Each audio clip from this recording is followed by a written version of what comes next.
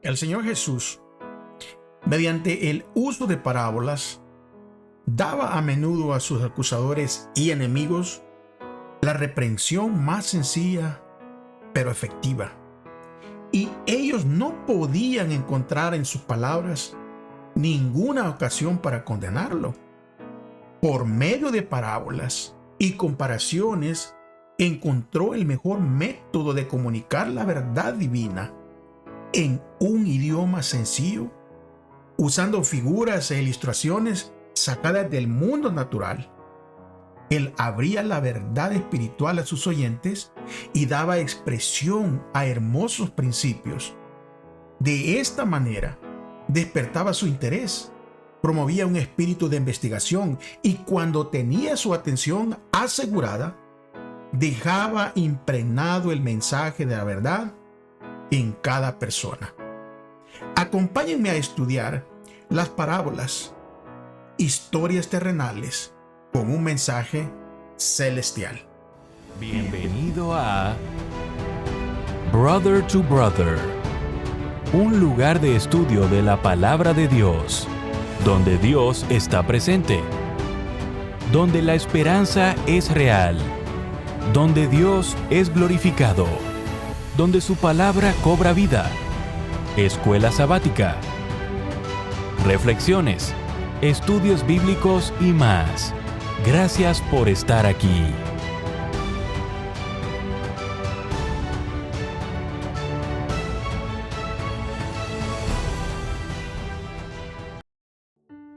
Bendiciones para cada uno de ustedes, amigos, hermanos. Agradezco porque están acompañándome en este estudio a través de esta plataforma, a través de este video. Pero antes de comenzar, siempre les recomiendo que traigan su lección, que traigan una Biblia y que traigan algo con que tomar notas, así podemos estudiar todos juntos. También es súper importante que nosotros invoquemos el nombre de Dios a través de la oración y así el Espíritu Santo sea el que nos dirija y el que abra nuestro entendimiento. Acompáñenme reverentemente allí donde se encuentran. Bendito Dios, una vez más venimos ante usted, Señor, a pedirle y a rogarle que nos perdone y que nos llene de su Espíritu, Señor, para que podamos entender, que podamos apreciar, retener cada enseñanza, pero sobre todo, Señor, que nos ayude a poder practicar. Acompáñenos, Señor, a cada uno de nosotros, a través de esta plataforma, en el tiempo en el que este video sea visto por mis amigos, por mis hermanos. Bendiga sus mentes y sus corazones, Señor, para que ellos también puedan ser llenos del Espíritu y así todos juntos poder entender estas enseñanzas. En el nombre de Jesús. Amén. Muy bien, amigos, hermanos, contento con Dios, contento con ustedes porque continúan viendo. Yo sé que están compartiendo estas enseñanzas. Yo sé que de una manera o de otra estamos predicando el Evangelio porque la segunda venida de Cristo está muy, pero muy cerca. Y el tema de esta semana, como ustedes pueden ver en el título, es parábolas.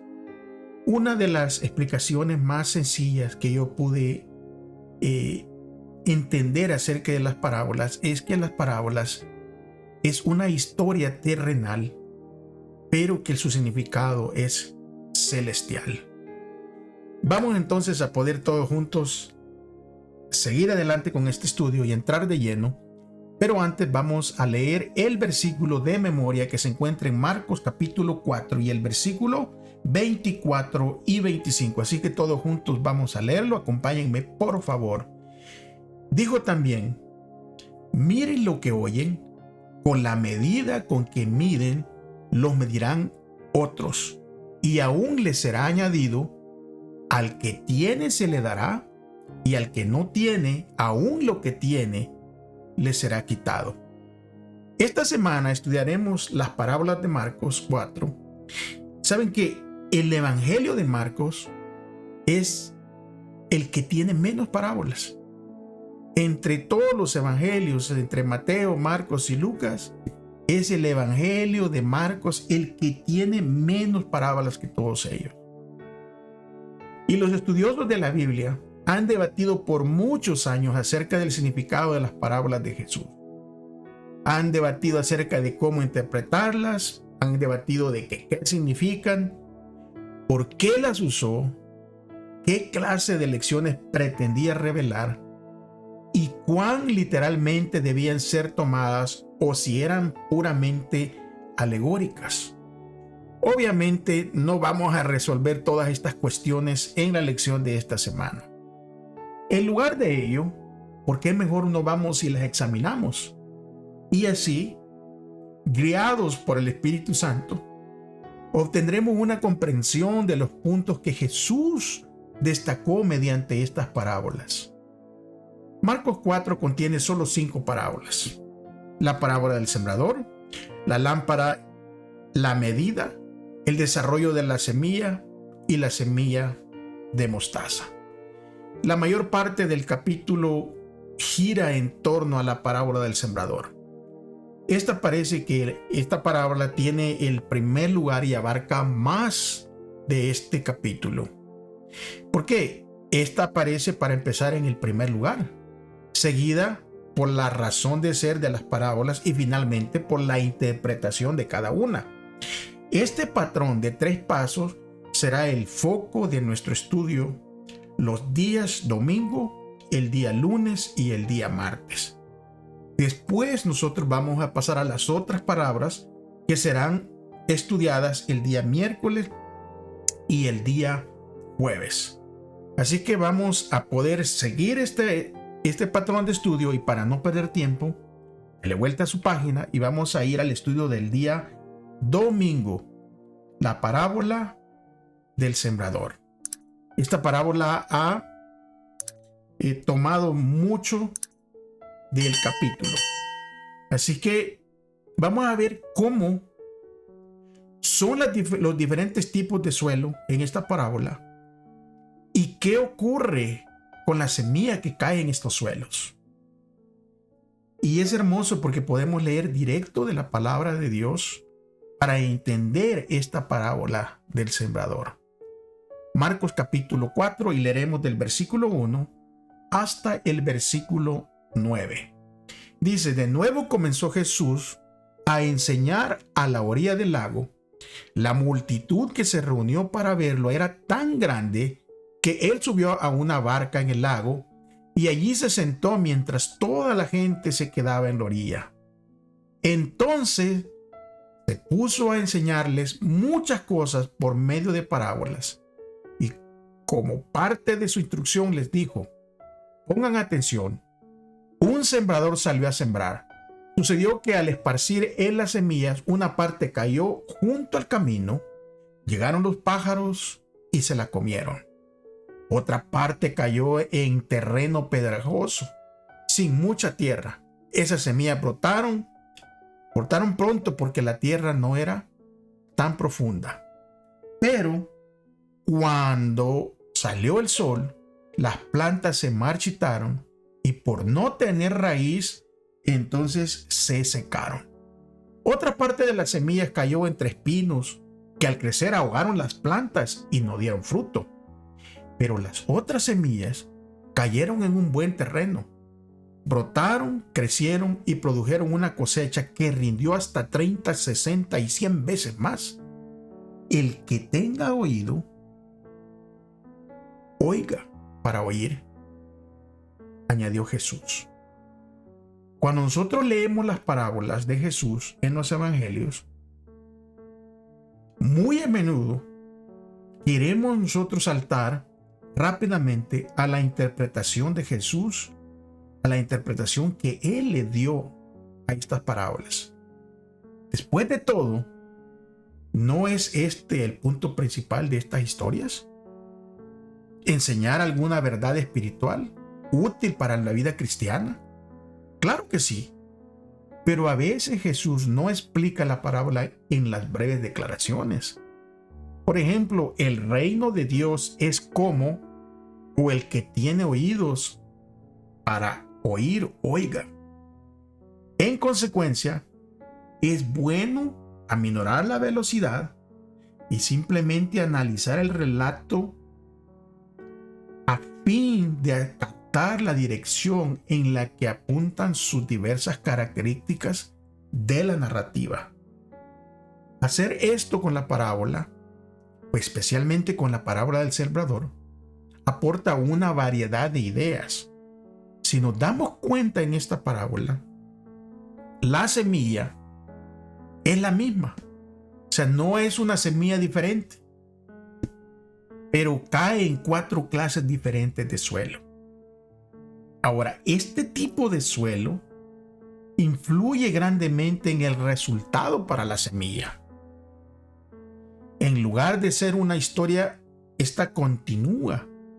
La parábola constituye en realidad 4 historias en 4 escenarios contadas hasta el final.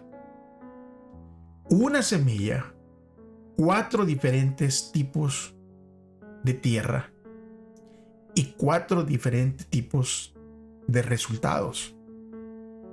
La extensión de tiempo para completar la historia se prolonga con cada historia que le sigue. Por ejemplo, la semilla que cae en el camino es devorada inmediatamente por las aves. O sea, eso ocurre inmediatamente. La semilla cae, los pájaros vienen y se la comen. Al sembrar parte de la semilla, cayó junto al camino, dice Marcos 4:4, y las aves del cielo, ¿qué pasó con ellos? Se la comieron. Ahora, la semilla que cae en los pedregales demora algunos días o tal vez hasta semanas en alcanzar ese resultado fallido, que incluye, ¿verdad?, si nos damos cuenta, el secamiento a causa del sol. La semilla que cae entre los espinos demora aún más en alcanzar su final, y esto la terminan ahogando. O sea que esa semilla, si nos damos cuenta, sí germinó, a diferente de la semilla que cayó y los pájaros se la comieron inmediatamente. Esta semilla sí germinó y creció. ¿Pero qué? Hubieron otras cosas, otros arbustos que la ahogaron. Pero la semilla que cae en el buen suelo es la que tiene el desarrollo más prolongado. O sea, tarda más para crecer. De estas historias, presumiblemente, nosotros podemos pensar, ¿verdad?, de que todo crecimiento va en armonía con el patrón normal de una semilla cuando se siembra, por ejemplo, una semilla de cereal. Porque si nos damos cuenta, si seguimos pacientemente el patrón de crecimiento, la tierra está preparada, se pone la semilla, cae el sol, cae lluvia y la semilla germina y poco a poco va a ir creciendo. Ahora, 3 de las historias tienen que ver con el fracaso, si nos dimos cuenta. Pero solo la última se refiere al éxito. A una cosecha, o sea, grandísima, no cualquier cosecha. Produjo hasta 100 veces más. O sea, fue una cosecha de esas cosechas que se celebran. Y podemos mirar también que la longitud, o sea, lo largo, el tiempo de las historias, la creciente extensión de cada relato sucesivo y el hecho de que solo uno de ellos tiene que ver con el éxito, todo apunta al riesgo del fracaso, pero también apunta al resultado, a este resultado abundante del éxito. La parábola parece señalar hacia el costo del discipulado y a los riesgos que éste implica, pero también a la recompensa resultante de seguir a Jesús. Lo bueno de este estudio es que nosotros no nos quedamos con dudas y no nos quedamos a la mitad. Mire, para encontrar la interpretación completa, ¿por qué no le damos vuelta a la página? Allí donde usted se encuentra, dele vuelta a su página. Y ahora vamos a ir a la interpretación de Jesús que se encuentra en el día lunes. Cuando Jesús termina de contar la parábola, pero no da inmediatamente ninguna explicación. Él cuenta la parábola, ¿verdad? De acuerdo con el texto de Marcos capítulo 4, versículo 1, había una multitud que estaba allí, era bastante gente escuchándole. Pero Marcos 4, capítulo 10 nos dice que después de cuando está en un grupo menor, es cuando Jesús explica el significado. Y vamos a ver nosotros cómo Jesús interpreta esta parábola del sembrador. Y le digo que lo bonito de estudiar la escritura, la palabra de Dios, es que la misma escritura se interpreta, la misma escritura nos da la respuesta. Y es por eso que el consejo siempre ha sido, aún de parte, viniendo directamente de la voz de Jesús, es escudriñar la escritura. O sea, no solo leerla así de pasón, sino escudriñarla, encontrar los tesoros escondidos que hay allí en ella, descubrirlos. Es que cuando nosotros descubrimos algo que es algo que nos gusta, algo que lo andamos buscando ansiosamente, nos va a traer gozo, paz y nos va a traer alegría. Marcos capítulo 4, 13 al 20 nos va a decir cómo Jesús va a interpretar esta parábola. Versículo 13 dice, y empieza con una pregunta. Mire el versículo 13. ¿No entienden esta palabra? Esta parábola les dice Jesús. ¿Cómo podrán entonces entender las demás? Y el versículo 14 dice, el sembrador siembra la palabra. Entonces, ya de entrada vamos viendo que Jesús empieza y les interpreta, porque parece que este grupo pequeño no entendió nada. Y por eso les dice, ¿entendieron? Y si no entendieron, ¿cómo van entonces a entender las demás parábolas? Y el versículo 14 dice, el sembrador siembra la palabra. Algunos son como los sembrados junto al camino, donde se siembra la palabra. Tan pronto como la oyen, viene Satanás y les quita la palabra sembrada en ellos. Otros son como los sembrados en el terreno pedregoso. Cuando oyen la palabra, de inmediato la reciben con alegría. Pero como no tienen raíz, duran poco tiempo. Cuando surgen problemas o persecución a causa de la palabra, enseguida se apartan de ella. Otros son como los sembrados entre espinos. Oyen la palabra, pero las preocupaciones de esta vida, el engaño de la riqueza y muchos otros malos deseos entran hasta ahogar la palabra, de modo que ésta no llega a dar su fruto. Pero otros son como como los sembrados en un buen terreno. Oyen la palabra, la aceptan, producen una cosecha que rinde 30, 60 y hasta 100 veces más. Jesús interpreta la parábola identificando los elementos externos a la historia que representan varios de los detalles del relato. Esta interpretación indica que la historia es una alegoría amplia con referencias al mundo real, no que cada detalle sea necesariamente una referencia a algo específico, porque Jesús identifica, por ejemplo, él identifica la semilla con la palabra. Esta se refería a la palabra de Dios, particularmente a lo que Jesús estaba predicando en ese momento. A esa palabra que él estaba dándoles a este pueblo, a esta gente, a esta multitud en ese momento. Jesús identifica la semilla de la palabra como esa palabra que nos da a nosotros. Esa palabra que aún, esa semilla que está cayendo hasta el día de hoy en terreno, pero conforme vayamos estudiando, vamos a ir viendo qué terreno probablemente soy yo. Leamos Santiago capítulo 1, versículo 21, porque hay una declaración donde dice, por lo cual, desechando toda inmundicia y maldad, reciban con mansedumbre la palabra implantada, la cual los puede salvar. O sea, esa palabra que Jesús le estaba dando eran palabras de vida. Esa palabra que Jesús nos da ahora a través de la Biblia son palabras de vida. Los diferentes suelos, Jesús los identificó como los diferentes tipos de oyente. O sea, la semilla es la misma, la palabra es la misma, pero el suelo, o sea, la tierra donde cae son los tipos diferentes de personas que oyen. Y de acuerdo con esta interpretación de Jesús, todos, absolutamente todos, escuchan la palabra. Es decir, la semilla ha sido sembrada en todos los tipos de suelo. La palabra de Dios está siendo sembrada hoy en día a través de medios como este, a través de libros, a través de programas, de videos, aún a través de la música.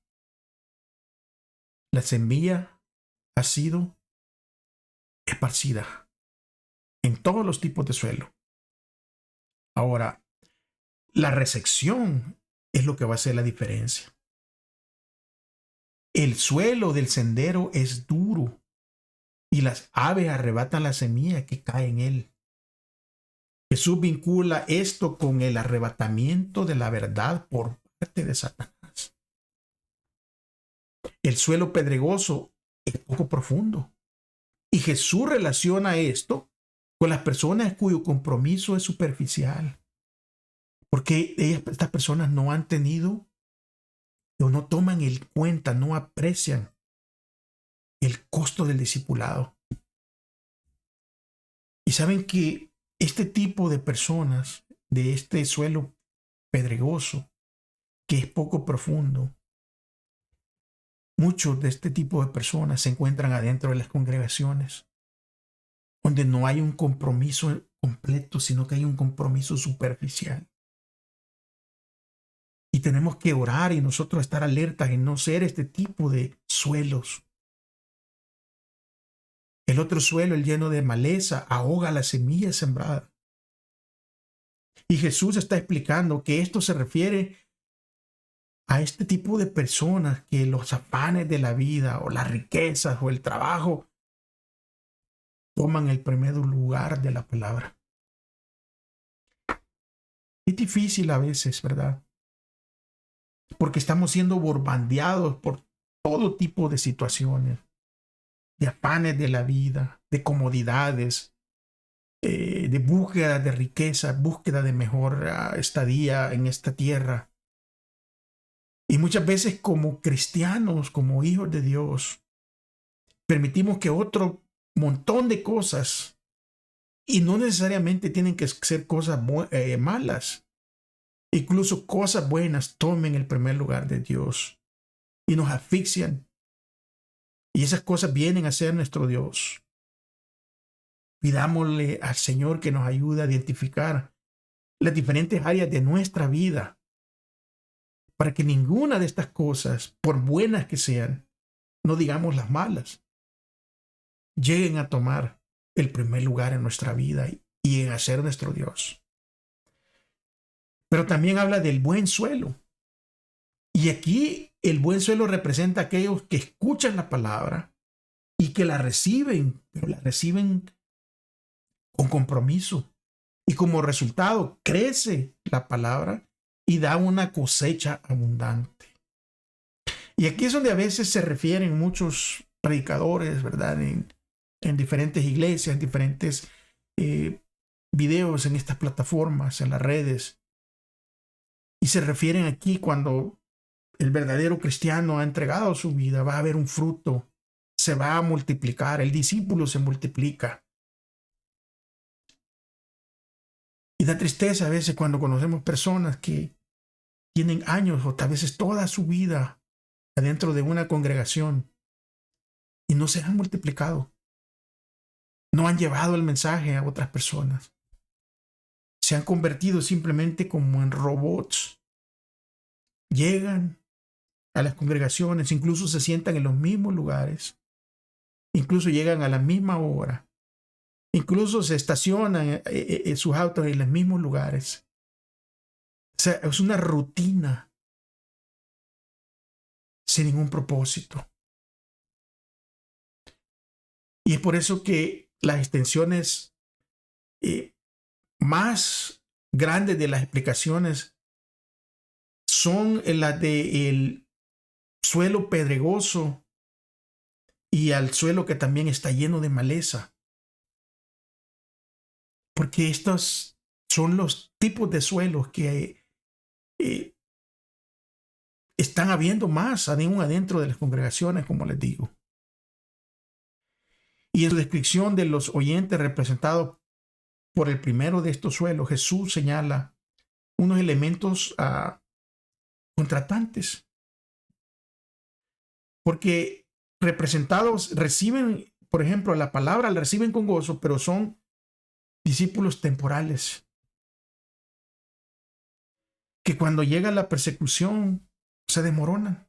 O sea, son como gigantes con pies, ¿verdad? Gigantes de hierro con pies de barro. Viene la dificultad y se desaparecen. Y es triste hablar de esto porque no debería de ser. Y lo hemos vivido en diferentes congregaciones.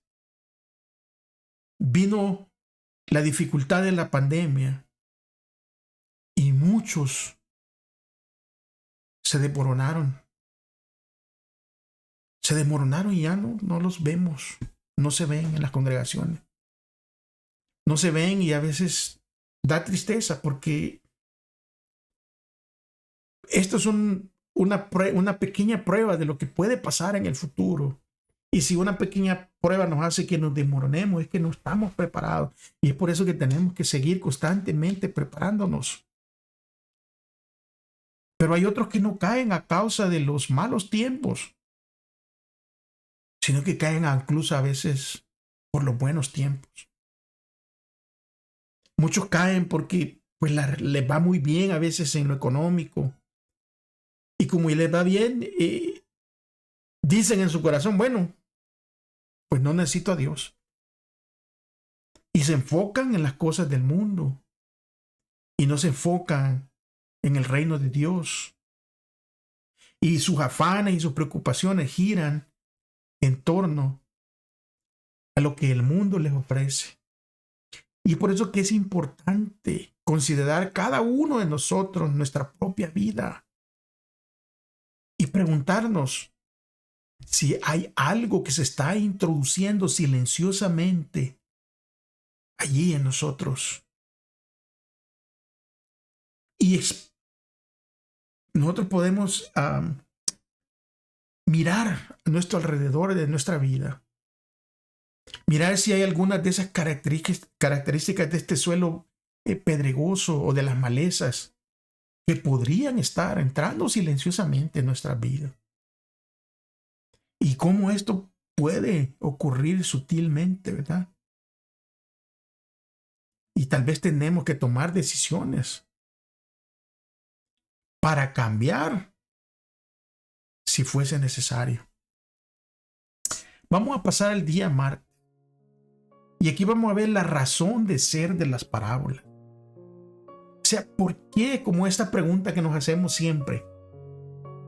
¿Por qué enseñaba Jesús por medio de parábolas? O sea, ¿por qué de esa manera? ¿Y por qué no hablarlo directamente? Marcos capítulo 4, ahí donde seguimos, pero ahora del versículo 10 al 12. Vamos a ver qué nos dice. Abramos la Biblia, por favor.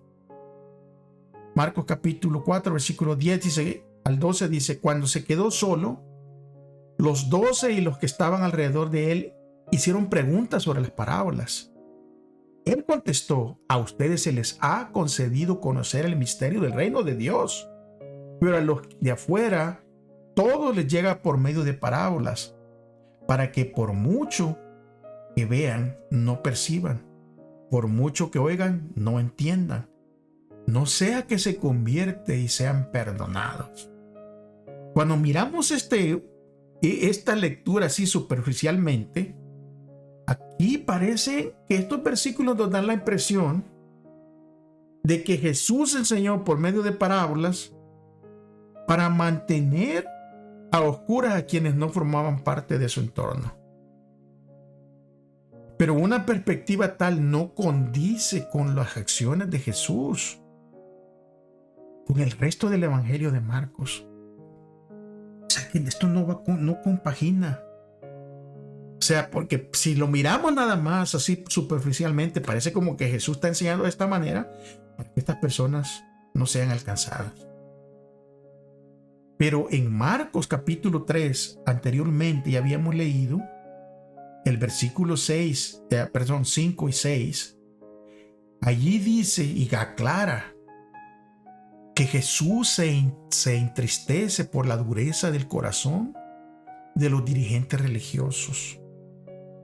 Y en Marcos capítulo 3, del 22 al 30, ahí toma seriamente los argumentos de los escribas y explica detalladamente por qué ellos están equivocados. En Marcos capítulo 12, del 1 al 12, los dirigentes religiosos entienden que la parábola de Jesús acerca de los labradores se refiere a ellos. Esta es, en verdad, una advertencia acerca del complot de ellos contra él y de las terribles consecuencias del resultado. Si no hubiese tenido Jesús interés en el bienestar de ellos, Jesús no los hubiera advertido. En consecuencia, debe darse a las parábolas de Jesús aquí en Marcos 4 una consideración más profunda a fin de que podamos captar a qué se refiere cuando Jesús está diciendo, ¿verdad? No vaya a ser que entiendan. Jesús lo que está haciendo claramente, y es por eso que a veces si leemos superficialmente no vamos a entender, pero Jesús está parafraseando del libro del profeta Isaías, del capítulo 6, el versículo 9 y el versículo 10, en donde Isaías está llevando un mensaje al pueblo de Israel. Pero vamos a ver qué ocurre ahí en ese pasaje de Isaías 6, para que nosotros podamos entender por qué Jesús les dijo de esa manera. Vamos a leer capítulo 6 de Isaías, completo, del versículo 1 al versículo 13. Acompáñenme, por favor.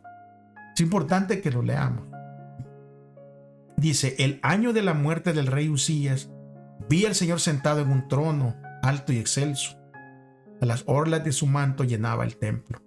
Por encima de él había serafines, cada uno de los cuales tenía 6 alas. Con 2 alas de ellas se cubrían el rostro, con la otra se cubrían los pies, y con 2 alas volaban. Y decían el uno al otro: Santo, santo, santo es el Señor de los ejércitos. Toda la tierra está llena de gloria. Al sonido de sus voces se estremecieron las umbrelas de las puertas y el templo se llenó de humo. Entonces grité: ¡ay de mí! Estoy perdido, soy un hombre de labios impuros y vivo en medio de un pueblo de labios impuros, y mis ojos han visto al Rey, al Señor de los ejércitos. En ese momento voló hacia mí uno de los serafines. Traía en la mano una brasa que con unas tenazas había tomado del altar. Con ella me tocó los labios y me dijo: mira, esto ha tocado tus labios, tu maldad ha sido borrada y tu pecado perdonado. Entonces oí la voz del Señor que decía: ¿quién enviaré? ¿Quién irá por nosotros? Y respondí: aquí estoy, envíame a mí. Él dijo: ve y dile a este pueblo: oigan bien, pero no entiendan, miren bien, pero no perciban. Haz insensible el corazón de este pueblo, endurece sus oídos y cierra sus ojos, no sea que vean con sus ojos, oigan con sus oídos y entiendan con su corazón, y se convierta y sea sanado. Entonces exclamé: ¿hasta cuándo, Señor? Y él respondió: hasta que las ciudades queden destruidas y sin habitante alguno, hasta que las casas queden deshabitadas y los campos desolados en ruinas, hasta que el Señor haya enviado lejos a la gente y sean muchos los lugares abandonados en el país. Y si aún queda en la tierra una 10ª parte, ésta volverá a ser devastada. Pero así como al talar la encina y el roble queda parte del tronco, esa parte es el linaje sano.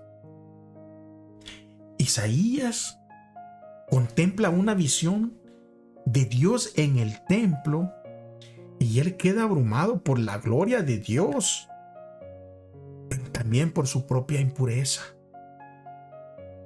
Ahora, lo maravilloso de este pasaje es que Dios purifica a Isaías, lo purifica y le encarga un mensaje estremecedor.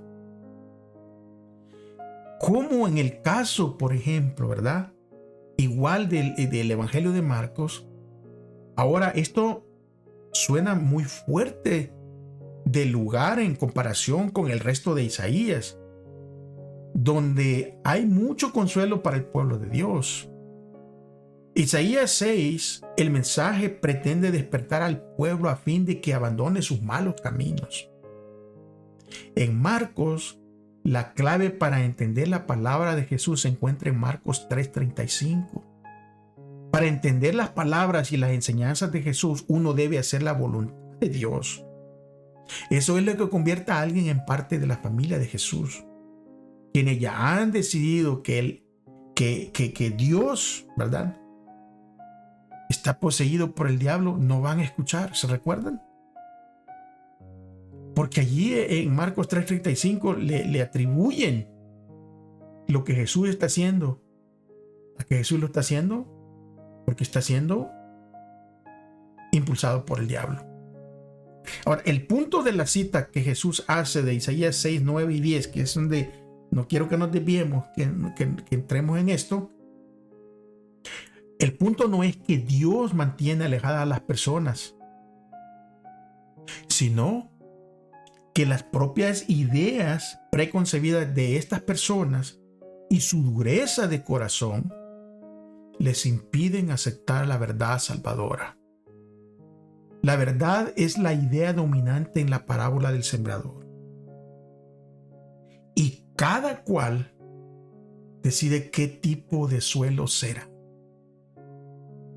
Al igual que en los tiempos de hoy, la verdad continúa siendo predicada. Esa semilla de la verdad, esa semilla de la palabra de Dios.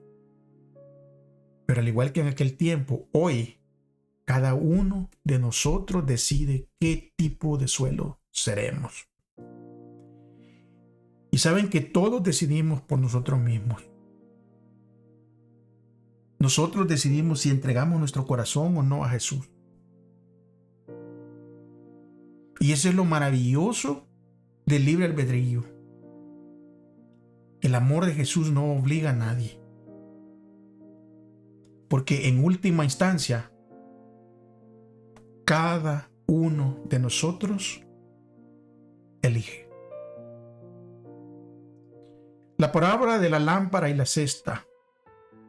Y aquí vamos a ver cuál es el énfasis especial de Jesús en la parábola de la lámpara. Marcos 4, 21 al 23. Bien corta la lectura. También dijo, ¿acaso se trae una lámpara para ponerla debajo de una vasija o debajo de la cama? ¿No es por el contrario para ponerla en un candelero? No hay nada escondido que no esté destinado a descubrirse. Tampoco hay nada oculto que no esté destinado a ser revelado públicamente. El que tenga oídos para oír, que oiga. En el mundo bíblico de los días de Jesús, las casas variaban en superficie y tipo de construcción, dependiendo de la ubicación y la condición económica del propietario. ¿Suena familiar? Parece que ahora en los tiempos que vivimos es igual. La superficie de nuestras casas y el tipo de construcción también va a variar según la ubicación y la condición económica del propietario. Pero en aquellos tiempos la vivienda generalmente seguía un patrón griego de construcción, alrededor de un patio interior, pero con diferentes niveles de sofisticación. Otra opción es que Jesús se estuviera refiriendo a las casas pequeñas típicas de los agricultores. Pero independientemente del tamaño de la casa que se esté hablando, lo importante aquí es el principio enseñado. La verdad acerca de Jesús será un día revelada. Y Jesús en Marcos 4:21 hace dos preguntas. La primera, él está esperando una respuesta, ¿verdad? Negativa, y les dice, ¿acaso se trae una lámpara para ponerla debajo de un almud o debajo de la cama? O sea, la pregunta que Jesús hace, bueno, traemos una lámpara para alumbrar, y si queremos alumbrar, ¿la metemos debajo de la cama? ¿O la ponemos en lo alto en un candelero? La segunda pregunta, ahí Jesús está esperando, ¿verdad? Una respuesta afirmativa. No. O sea, no es para ponerla debajo de una cama. Es para ponerla en un candelero. Y aquí Jesús presenta un escenario como un poquito jocoso para dejar claro su punto. Sabemos obviamente que la luz, las lámparas, ya sea en aquel tiempo o en el tiempo nuestro, las lámparas existen para dar luz. Porque si no es así, pues de lo contrario, pues pierde la razón de ser una lámpara. Ahora las lámparas modernas que diseñan, por ejemplo, para las salas, para adornos, donde estamos, las lámparas vienen hasta o incluso con un tipo de pedestal, y la lámpara queda en lo alto para que alumbre, ¿verdad? Lo más posible. Y Marcos 4:22 explica la parábola haciendo referencia a los secretos que toman estado público. Y hoy en día cualquier persona cuyo correo electrónico o computadora sean hackeados, saben lo que significan que los secretos sean publicados. Pero aquí Jesús no está hablando de esos tipos de secretos. Jesús está hablando del evangelio. De ese evangelio que iba a ser esparcido. Ahora, ¿qué lección está Jesús enseñando con la parábola del almud o cesta para medir cereales? Y es otra parábola. De Marcos 4:24 y 25 dice, pongan mucha atención, añadió. Con la medida con que midan a otros se les medirá a ustedes y aún más se les añadirá. Al que tiene se le dará más, al que no tiene, hasta lo que tiene se le quitará. En muchos lugares del mundo, ¿verdad? Hay productos frescos que son vendidos en los mercados al aire libre, y en estos lugares es típico que los vendedores tengan un recipiente para medir. Y así es como ofrecen estos productos. En común que esos vendedores agreguen un poquito más de lo solicitado. En mi país, ¿verdad? Se vendía la medida y agarraban un poquito extra y lo ponían encima. E incluso muchas veces, en muchas ocasiones, cuando se vendía por medida, por ejemplo, el maíz o frijol, normalmente se le pasaba la mano al borde y quedaba planito.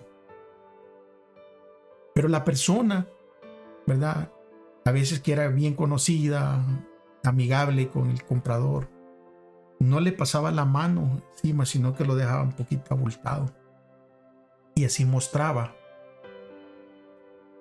¿verdad? La manera de tratar bien a sus clientes con un gesto amable, un gesto amigable. Y así Jesús se vale de cuán bien tratan los vendedores a sus clientes para argumentar acerca de la disposición a recibir la verdad. Que si alguien es receptivo y acepta la luz, obtendrá aún más luz. Pero si la rechaza, perderá incluso lo que tenía antes. O sea, aquí Jesús está usando esta parábola para darle a entender, para darnos a entender también a nosotros, que si estamos dispuestos a recibir la luz, aún esa poquita luz que nosotros estamos dispuestos a entender, a retener en nuestros corazones, Jesús viene y dice, ¿saben qué? Les voy a dar más. O sea, como no han rechazado la luz, entonces se les va a abrir más el panorama y les voy a dar más. Y es que, ¿cómo nosotros podemos aprender mejor el principio de que con la misma medida que usemos se nos medirá. Ahora, pensemos en ello en relación con todas nuestras interacciones con otros. ¿Hasta dónde estamos nosotros dispuestos a dar el Evangelio cuando lo compartimos con los demás? ¿O estamos dando justo nada más, ¿verdad? En la parte del Evangelio le pasamos la mano y con eso tienes? ¿O estamos yendo más allá en el Evangelio?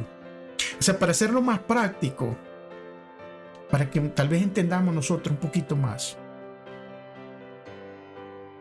Cuando nosotros estamos dispuestos a compartir el Evangelio, por ejemplo, con una persona que tiene hambre, sabiendo nosotros que esa persona tiene hambre, le vamos únicamente a leer de la Escritura la historia de cómo Jesús multiplicó los panes y sació a toda esa gente. O vamos a ir más allá con nuestra medida del Evangelio y saciar con las bendiciones que Dios nos ha dado el hambre de esa persona físicamente. Comprar tal vez un alimento y compartirlo. De eso es lo que está hablando. De eso es lo que esta parábola quiere llegarnos a hacer entender. O sea, con la medida que nosotros demos el Evangelio, con eso, medida, seremos medidos. Y si no hemos hecho un buen trabajo, aún lo poquito que tenemos se nos va a quitar. La última parábola que vamos a hablar de esta semana es acerca del crecimiento de la semilla. Y aquí vamos a ver cuál es el enfoque primario de esta parábola.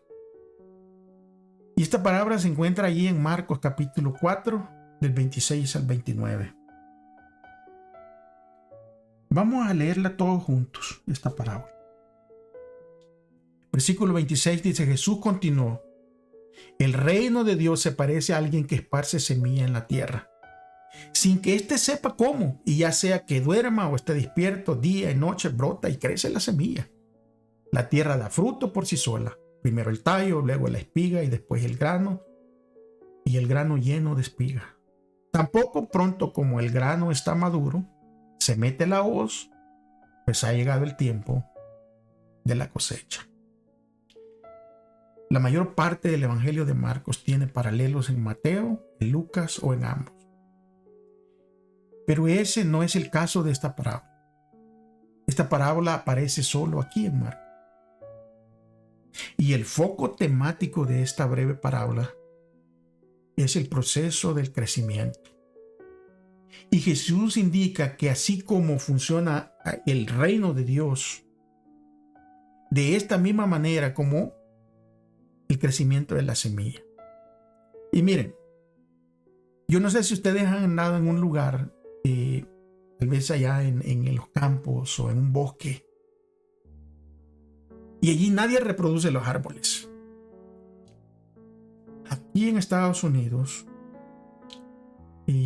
yo estoy como unas 3 horas y media más o menos del parque Sequoia. Es un parque donde se dan los árboles inmensos, de unos troncos inmensos, en donde allí se ha caído un árbol y ya han podido cortar el árbol y hacer un túnel para que pasen los autos. Búsquelo en Google para que veas la inmensidad de estos árboles. Y uno se pregunta, ¿verdad? ¿Cómo se reproducen estos árboles? ¿Quién se encarga de agarrar esta semilla, de ponerla, de cuidarla? ¿Cómo crecen estos árboles?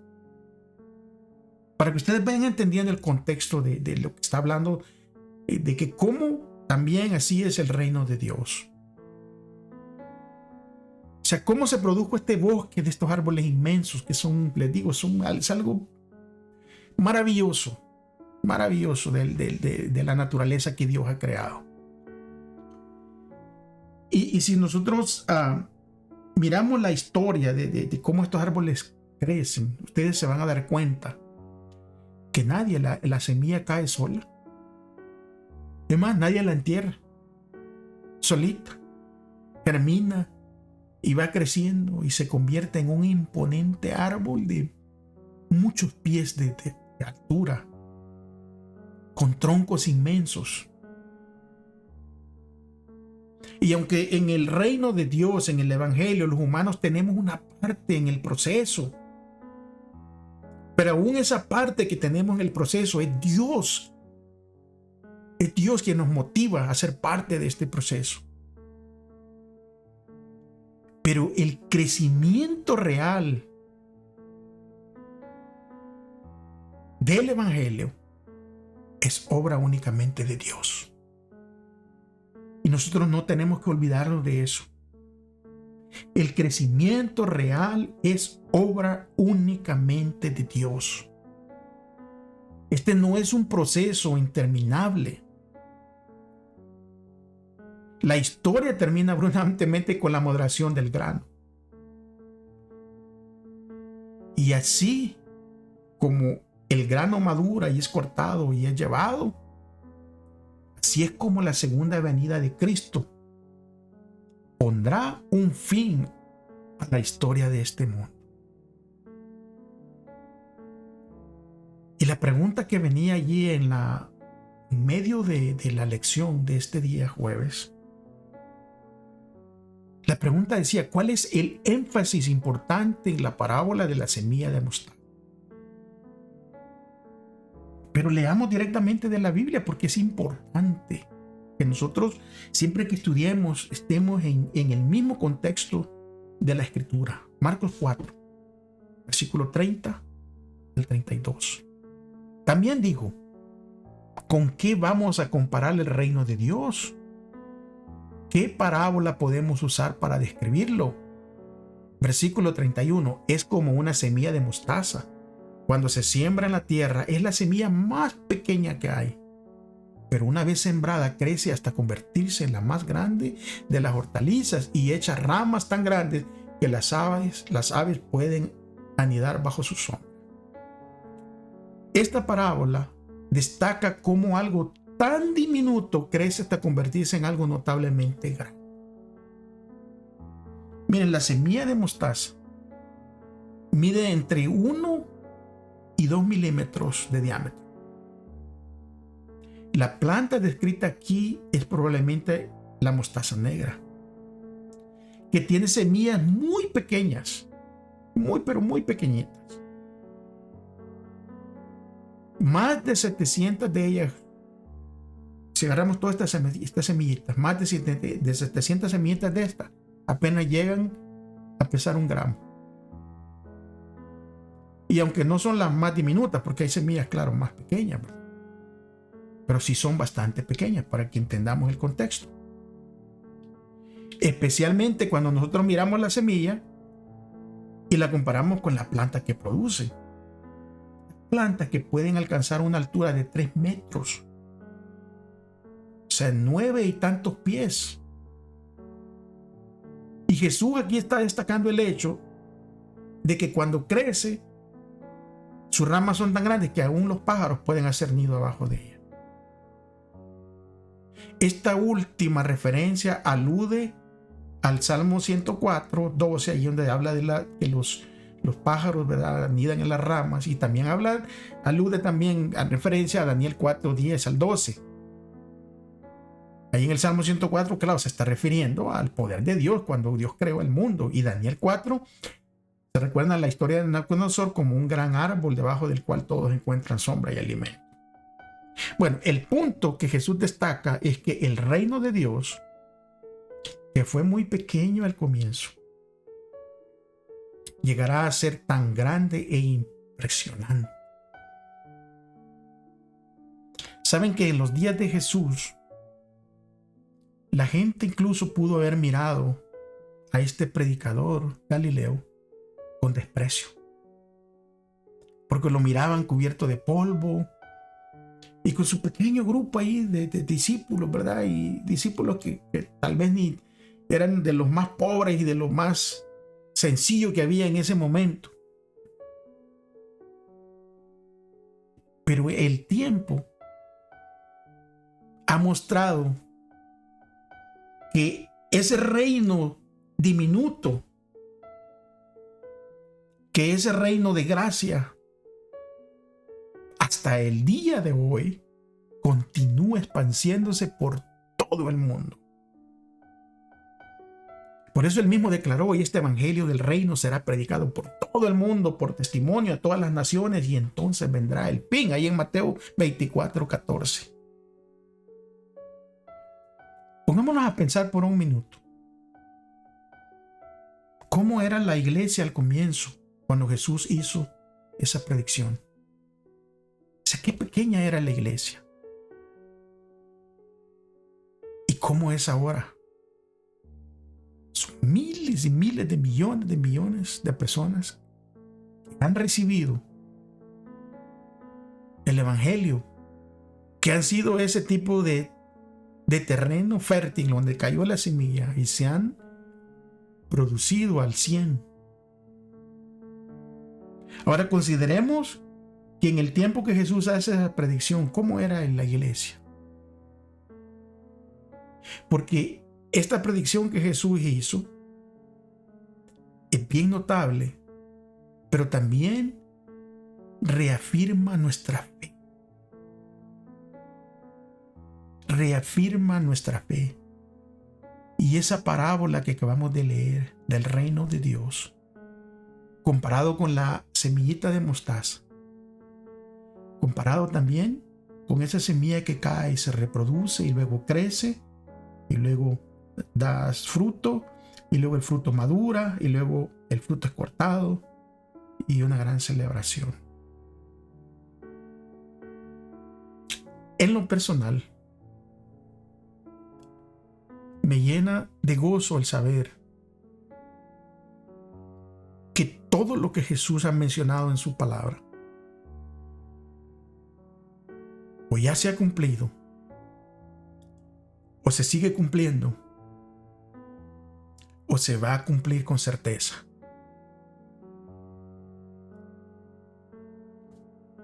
Alabado sea su nombre, mis amigos, mis hermanos.